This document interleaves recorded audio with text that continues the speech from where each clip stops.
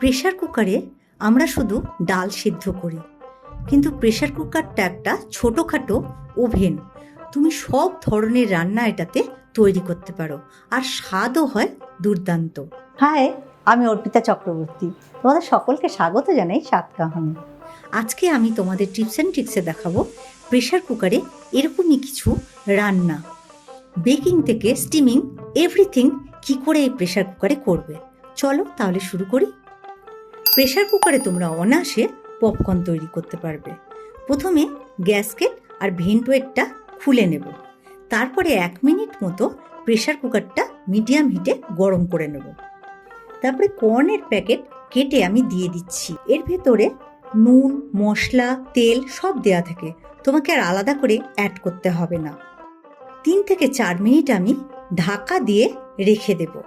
দেখো কত সুন্দর শব্দ আসছে, পপকর্নগুলো ভেতরে আস্তে আস্তে রেডি হচ্ছে।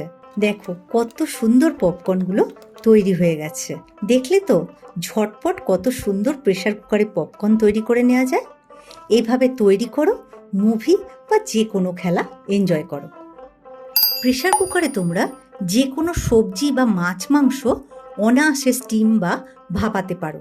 তাছাড়া যেসব ভাপা আইটেমগুলো ধরো পনির, চিংড়ি বা চিকেন অনায়াসে তৈরি করতে পারবে। জাস্ট মেখে বসিয়ে দাও, মুহূর্তের মধ্যে এক একটা সুন্দর ডিশ তৈরি হয়ে যাবে।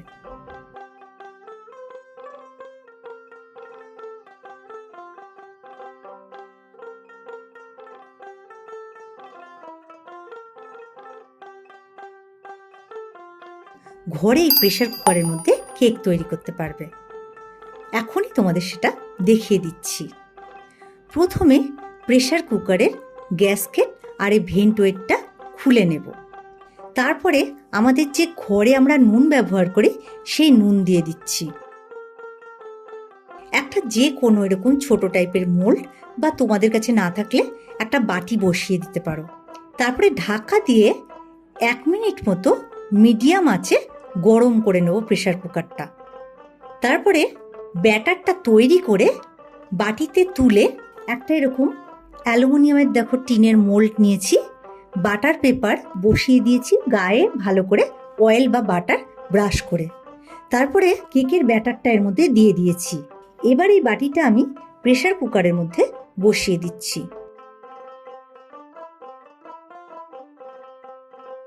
ঢাকা দিয়ে দিলাম।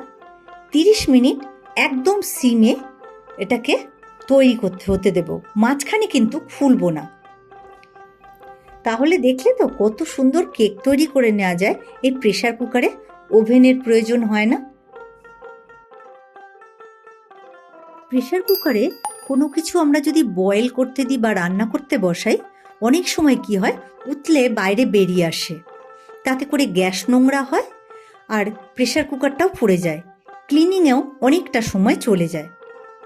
তো কিছু কিছু ছোট ছোট ট্রিক যদি আমরা অ্যাপ্লাই করি, তাতে করে এই জিনিসগুলো হবে না। চেষ্টা করবে খাবারটা প্রেশার কুকারের অনেকটা নিচে রাখতে, তাতে কি হবে, রান্না করার জন্য অনেকটা স্পেস পাবে, উতলে বাইরে বেরিয়ে আসবে না। আর দ্বিতীয়ত, অনেক দিন হয়ে গেলে গ্যাসকেট লুজ হয়ে যায় বা ভেন্টওয়েটের কোনো প্রবলেম থাকলে সেটাও উতলে বেরিয়ে যায়। রান্নাটা সেই সময়ের জন্য কমপ্লিট করার জন্য তোমরা তেল লাগিয়ে নিতে পারো। তাতে করে কি হবে, যে হাওয়াটা বাইরে বেরিয়ে আসছে তার সঙ্গে সঙ্গে খাবারও বেরিয়ে আসে, এয়ারটা লক হয়ে যাবে আর খাবারটা বাইরে বেরিয়ে আসবে না।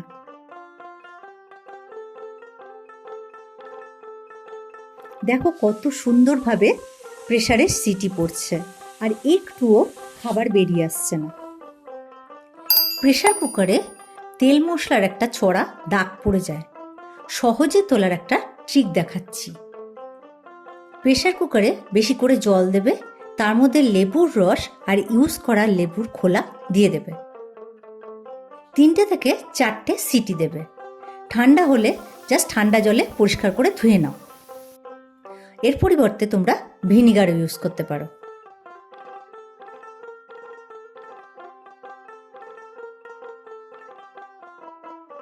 এই টিপস অ্যান্ড ট্রিক্সগুলো অবশ্যই ট্রাই করবে, তাহলে যেমন রান্নাঘরে অনেকটা সময় বাঁচবে আর শরীরটা ওই গরমের হাত থেকে রক্ষা পাবে।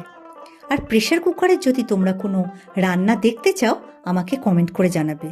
ফিরে আসছি খুব শিগগিরই নতুন টিপস অ্যান্ড ট্রিক নিয়ে।